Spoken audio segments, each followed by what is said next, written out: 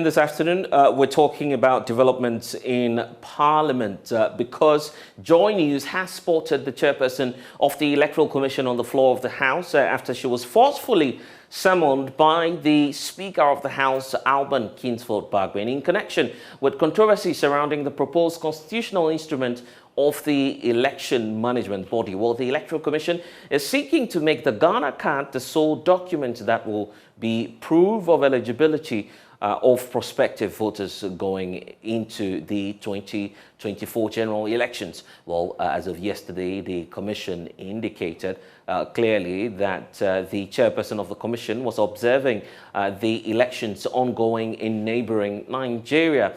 This statement actually prompted a sharp response from the ranking member on the Interior and Defence Committee of Parliament, James Agalga, who cautioned that the EC chair will be cited for contempt if she does not appear in the House today.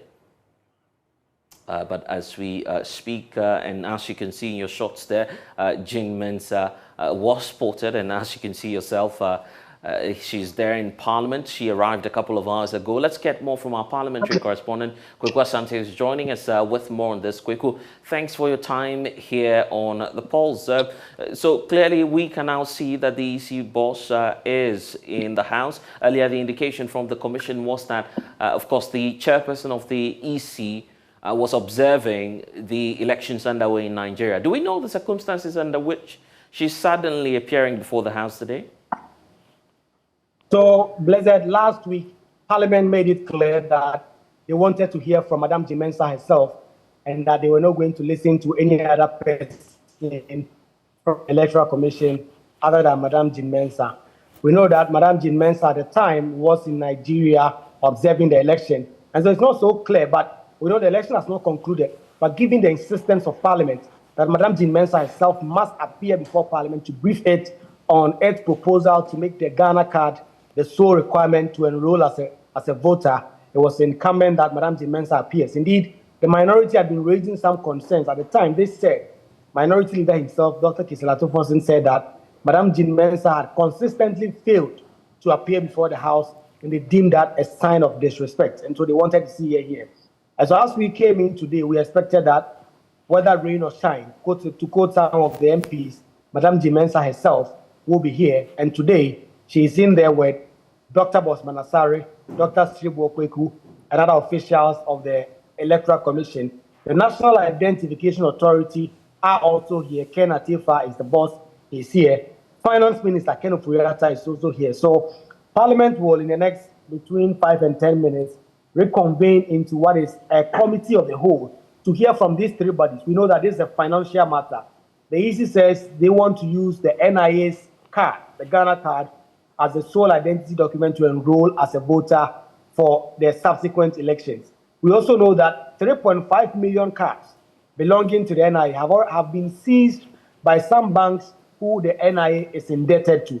So this becomes a finance matter of a sort.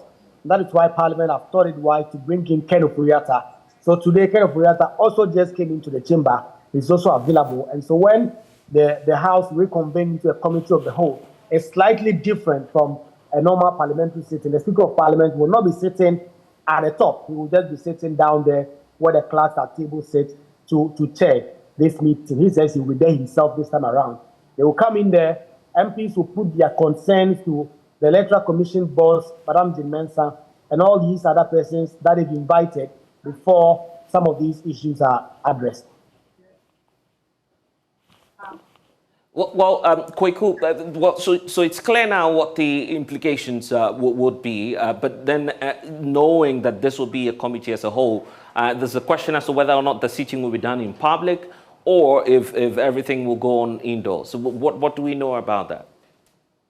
So, Blessed, last week, this similar meeting was held behind closed doors. At the time, the Speaker of Parliament himself wasn't around. It was the Deputy Speaker who chaired that meeting. But we know that there were near fisticuffs in there. The only thing is that there was no camera to capture MPs being at each other's throat. For this reason, when the Speaker of Parliament announced that he was suspending sitting for 15 minutes for the NIA and other officials to set up for the House to reconvene into a committee of the whole, the Minority Chief Whip, Governor Kwame Abuja, got on his feet and made an appeal to the Speaker that because of some of the happenings from last week and because of the importance of this matter, he wants the Speaker to grant the journalists who are in Parliament to stay in the chamber and capture proceedings as they happen. When he did so, there did not seem to be any opposition as of the time.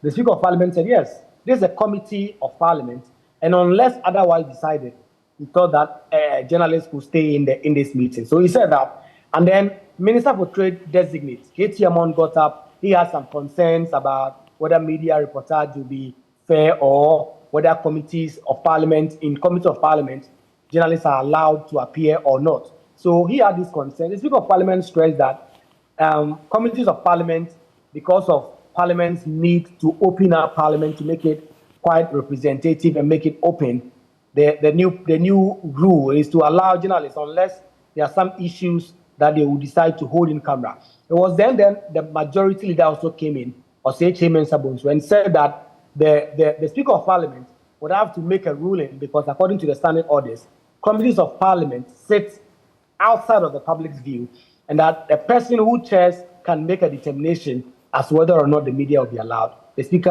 of Parliament went on to say that, well, he thinks that because of the importance of this, he is going to allow the media to be in the House. He also said that last week's fisticuffs in Parliament, it's not something that should be recurring. And so if journalists are here, he expects that MPs will be of good behavior as that committee of the whole happens. So any moment from now, we expect the Speaker of Parliament to walk back in. Madam Jean Mensah, the officials of NIA, Ken Ofuriatta, they will take the appropriate seats, and then the Speaker of Parliament will steer this committee of the whole. The understanding is that he's going to be in the chair himself, and that will be live on Joy News. Definitely. We have our correspondent, of course, Quick Wasanti, together with the team there, monitoring events, as in when we see signs of the chairperson addressing the House, will definitely cross over for you. But this afternoon, we're asking that ultimate question: will the Electoral Commission reconsider the use of the Ghana cards as that sole document required for the prospective voters to get onto the electoral roll? Here's chairperson, or deputy chairperson actually, of the Electoral Commission, Dr. Bosman Asari, speaking in a yet-to-be-aired interview with my colleague Raymond Akwa. What will make you back down on the Ghana card singular use for voter registration criteria? What will make you back down on it? I would say so far there is no evidence to suggest that we are not going to continue with what we are doing. But to say we backing down, unless there is what the lawyers call, they have a term they use.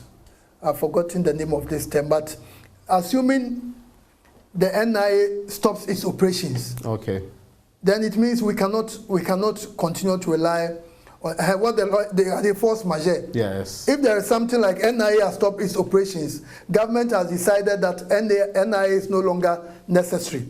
But as long as the NIA is functioning, and they are issuing the cards, and they've opened their doors that people should come and register, we must just encourage, and I believe those of you in the media should be encouraging people. If you want to register as a voter, you need to, because that's the best practice in every part of the world. I don't know if you know of any country where, let's say in Burkina Faso, in Togo, in Britain, where two British nationalities must vote for somebody. No, it doesn't happen. This has been unique to Ghana, and we think that we began this in 1992. Because we've come very far, we've made progress. Up to now, we've not gotten a single unified ID that's easy to get, and actually people will not have to struggle to go to the process to get it. That's why we find alternatives. Because the right to vote is a fundamental right that we don't want to put impediments in the way of anybody acquiring the process to go through that. Yeah. That's it, right? And then when the Commission concedes so fundamental, it's so sacrosanct that all of us must ensure that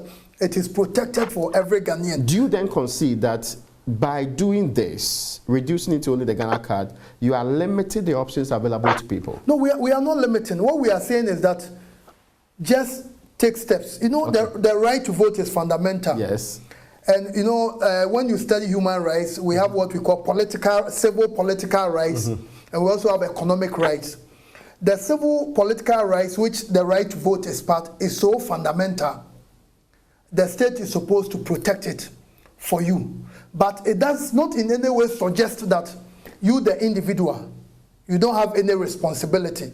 That's why we don't have a polling station or a registration center in your house. You have to walk out of your house to go and register. Look for one, yeah. So as an institution, you know, in 2020, during the 2020 election, we increased the number of polling stations because we felt that the polling stations should be closer to people so that they didn't have to walk distances before they will exercise their right to vote. When we did the registration, we were moving around from one place to another. So what we are saying is that you, the voter or the potential voter, you have a certain responsibility, a certain role to play. And the role is that as far as the CI is concerned, get your Ghana card. And the Ghana card is available. Although there have been some challenges, we have the assurance that they are getting the cards. People should be able to go to their district offices, register, and get the cards. And that full interaction with the Deputy Commissioner will be on App Front here on the Joy News channel on Wednesday night. But I want to bring in now former Chief Executive Officer for the National Identification Authority, Dr. William Ahaji, is joining us via Zoom. Also joining us is the Communications Director for the New Patriotic Party, Richard Ahiangba. Let me start off with you, Doc, since you're in an engagement already running. You've had that stern decision and, of course, a position being shared by the Electoral Commission that they are not going back on the considerations for the Ghana card as that sole document that we use for identification going into the 2024 elections. So it's a done deal, isn't it? It doesn't lie in their power to make that declaration. First of all, because it's a process that has to be approved by Parliament. And so they can't assume that it's a done deal and Parliament will approve. Parliament has raised an issue, and the issue is what we've all raised, that if you're doing a conditional thing, that you assume that NI will complete the registration and give everybody, every eligible voter, the card to vote with. And we know NI has a lot of problems, a lot of challenges that it cannot surmount before next year. They owe the supplier of the blank cards $100 million. That's what I heard yesterday, and they don't have the resources to pay for that. The country itself is suffering with severe liquidity problems, and therefore the assumption that NI was going to complete that thing before the period is a bit too simplistic. It may not come true. Secondly, I think that the issue about registration at the district centers is one other problem that we have talked about many times.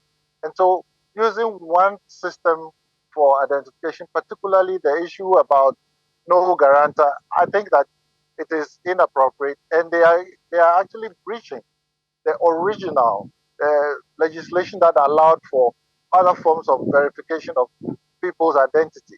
It's done everywhere around the world, and I don't see why there is this, unless there's a sinister motive.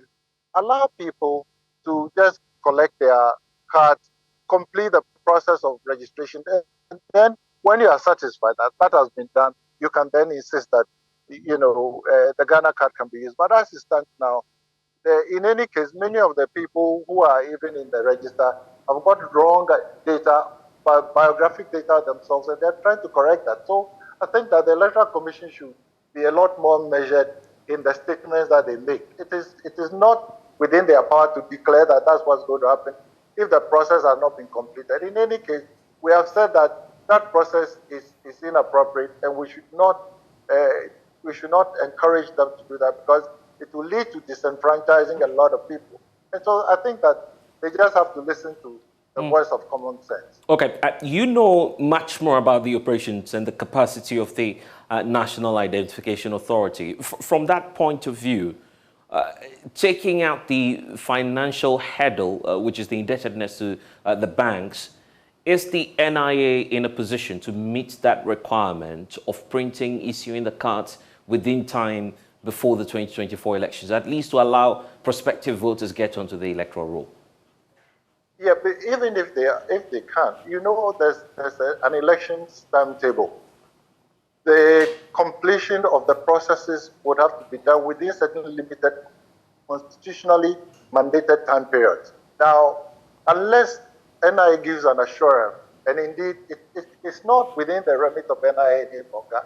It is a government decision. There's a government ability to retire the indebtedness of NIA.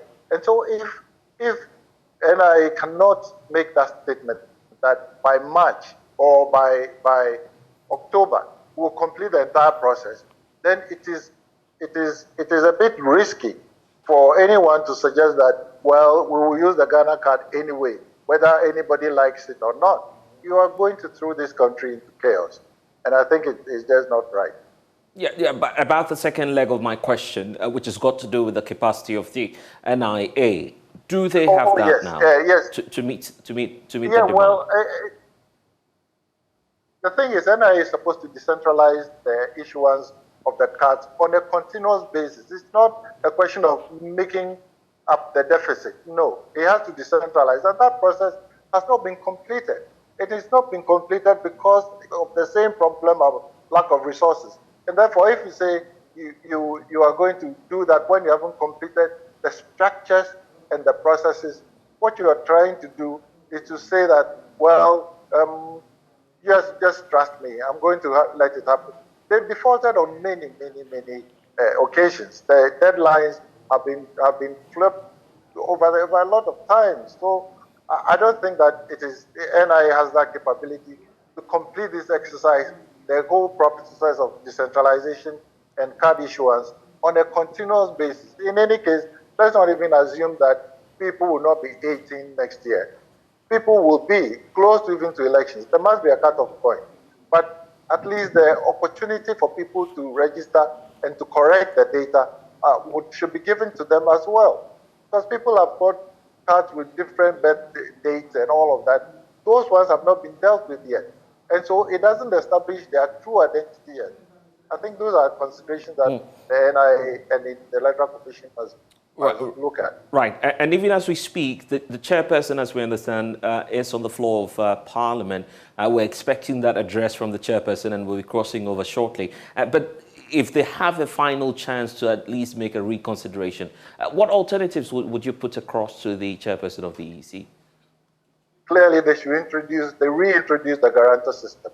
It is the assurance of ensuring that everybody, every eligible registrable person would get registered. And then also to advise that they should not insist on just the Ghana card for now. They should slow it down. If by the end of maybe June or July, and the NIA has completed that, then they can make categorical statements. For now, it's a bit too early for that. I mean, we'll be pretending if we say, well, you're just the former CEO of the NIA. You happen to be a member of the main opposition National Democratic Congress, which is now adopting a stance that is almost as though you are against the use of the Ghana card. Is it that you, the political parties, were not aware that this was going to be the process of the EC? Well, we know everything. Indeed, even the way the EC introduced the CI was quite suspicious. A letter was written to the party to send someone to stand to actually represent the party in the discussions leading to the CI. The person was swept, and then before we realized a meeting was called for us to rubber stamp the CI. We would have raised these issues when the process began, but they didn't give the opportunity for that to be done. And so it's not because we are resisting for resistance sake. We are trying to say that the right thing must be done. And we insist that this process of disenfranchising a large number of Ghanaians it violates the tenet of democratic practice. And therefore, the Electoral Commission should stand back and review this one in accordance with the recommendations that have been made by the NDC. Doc, just spare us a few more minutes on this because the New Patriotic Party appears to have an opposing view to this. Joining us now is the Communications Director for the NPP. That's, of course, Richard Ahiangwa, who's joining us via Zoom. Thank you, sir. You've heard from Dr. William Ahaji point to the fact that now there's a clear hindrance of the indebtedness of NIA to some banks, a reason for which we need to go back to the guarantor system. Oh, thank you very much. I tend to understand the position my senior brother has expressed, and I think that there shouldn't be any challenge with that ordinarily. But what is of concern to me is the extent to which we engage that conversation must be forward-looking. It should focus on how is it that we find a pathway forward that makes our elections more efficient, gives us the leverage to engage in continuous registration that allows people to be able to register and blessed in the process allow us also to be able to cut down costs. Because the way we do registration now, where we have to congregate, deploy people, and these things are done nationwide, is expensive. It's very expensive. And then if you have a conversation in this country where even, for example, we're all talking about cutting down costs, and this will give us a pathway to that. I don't see where the fear of the NDC is. We're all concerned about franchising all Ghanaians to be able to vote. So any effort that would disenfranchise anybody should not be countenanced. But let not the NDC pretend, or those who at this point are not at home with the proposition that we use the Ghana card as a sole form of identification, be tricked or pretend to create the impression that we in the NPP are opposed or are on a certain path to disenfranchise people. That is not the point. The point is, how do we build a system that allows us some efficiency and create the flexibility for individuals to get their card as and when they turn 18. Now, the problem most people face is that the voter ID card is used also very widely, and people need the voter ID card. They won't get it until when there is a general registration for such. Right. But you have a situation where if you open it up and people can walk to the district offices and get these cards done, it takes away that long period where people have to wait to have some validation or form of identification. So I think that is a straightforward issue that we have to have a frank conversation about, with nobody harboring any suspicion or trying to impugn certain motive to those who are for it or those who are against it. I think it's a straightforward issue. But in the context of the, and Richard, in the context of the 2024 elections, don't you feel that we don't have time on our sides? A reason for which we need the Electoral Commission to at least revise its position, not just to rely on the NIA cards, because clearly there's a challenge there, isn't it? But what would if the Electoral Commission decides that, okay, well, guarantor system, any other form of verification that people are asking for will be accepted, how would that help us with time? You understand? What I understand from the Electoral Commission is that once this, bill that they are bringing, or the CI that they are trying to introduce, which is in the nature of a bill or a CI to regulate public elections, essentially focus on continuous registration. It is going to carry on up until October 2024. Okay. So people can walk anytime once they turn 18 from now till October. Assuming we're having elections in December, people have now till then to be able to do that. So all right, Richard, it creates the incentive for us to want to do it now, so that you open the floodgate for people to do it. So there's not a rush. Okay, so stay with us. I mean.